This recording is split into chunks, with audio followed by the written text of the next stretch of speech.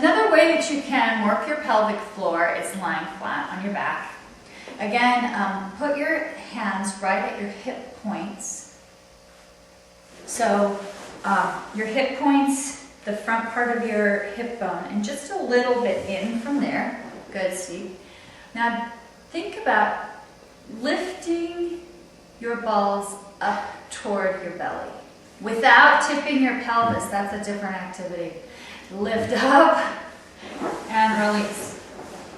Lift up and release. So feel like you're lifting your perineum up towards your head and then release and relax. Lift your perineum. What's your perineum? It's where your shorts bunch up.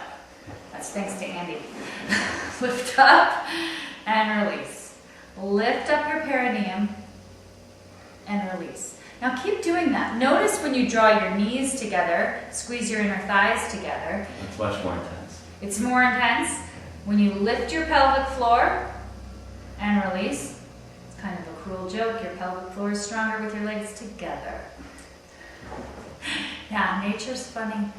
Lift and release. Good. Keep lifting and releasing. Almost think about, keep going, lift and release. Think about your pelvic bowl, the bones of your pelvis, being a napkin ring. And you pull your anus, your balls, the base of your penis, all that flesh that's in between your sitting bones and in your pelvic bowl. Pull all of those things up toward your lungs. And then release. Good, now separate your legs, because you should know how to do it both ways. Lift your pelvic floor, your perineum, draw your sitting bones together and release. Draw your sitting bones together and release. Think about crushing your prostate with your muscles and release. Now draw your pubic bones, or the space just below your undershorts waistband. Draw that space back through your legs toward your tailbone and release. Draw front to back and release without moving your bones, without tipping your hips. Front to back and release. Can you bring your right sitting bone over to your left fingertips? So work on the diagonal. Lift across and release. Bring my right testicle this way. Yeah, bring your right testicle up to your fingernail. Yeah, that's a great one too. Draw your right testicle across your body and up towards your fingertips that are on your waist. Now left to right. And release. Left to right. Without moving your legs, keep this all very internal. Deeper lift and release. Now can you go right to left? Now left to right. Right to left and left to right. Can you do 5 pulses fast, left to right, without moving your hip bones? They can see it when you move your hip bones. Now the opposite way.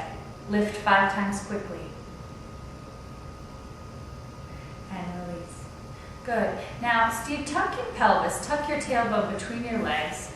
You can put your feet out a little bit. Tuck your hips and roll up into a bridge. Push into your feet. Roll up. Good. Now pull your rib cage down into your body. Think about your belly button coming down toward your the base of your penis. And release. So now you're really working into your core. Your core work and your pelvic floor work should be one and the same. They should be integrated.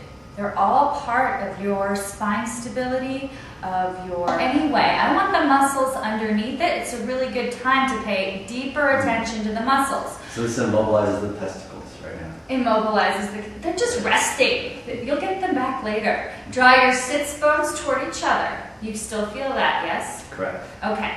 And so you can still feel your right sits bone draw to your left fingertips.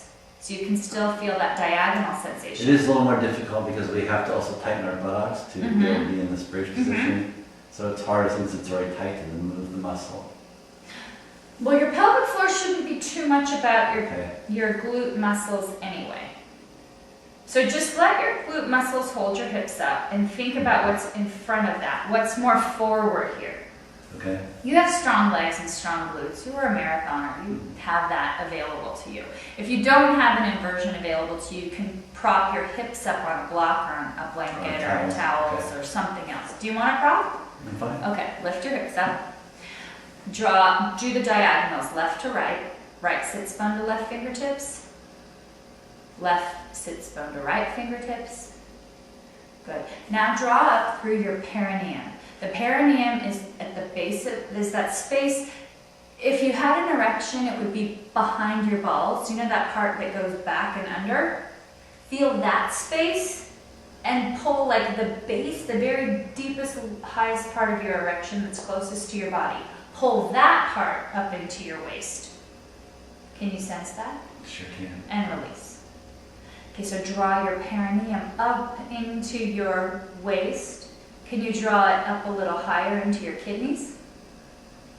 And release. The muscles don't go that high, but it's that sensation of going higher and higher and higher. There's so much more beyond the Kegel. Stay tuned. Great. That's awesome. Great. This is getting X-rated. He gets all nervous.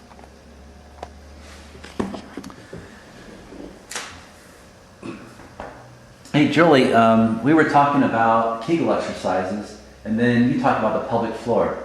What the hell's a pelvic floor? Okay, put your hands like this. Your fingers together at the top and your thumbs together at the bottom. Okay. The webbing of your thumb, that's your sitting bones. Your butt bones, That's what hurts when I fall. maybe. Depends which way you fall, but yeah. And then your thumbs, where they're together, that point is your tailbone, way back here. That's where you fall snowboarding. And then your fingertips that are together on the top, that's your pubic symphysis. Now, men don't realize they have a pubic bone because it's not as available for sight because it's kind of under your genitals a bit. And our kid kind of covers it too.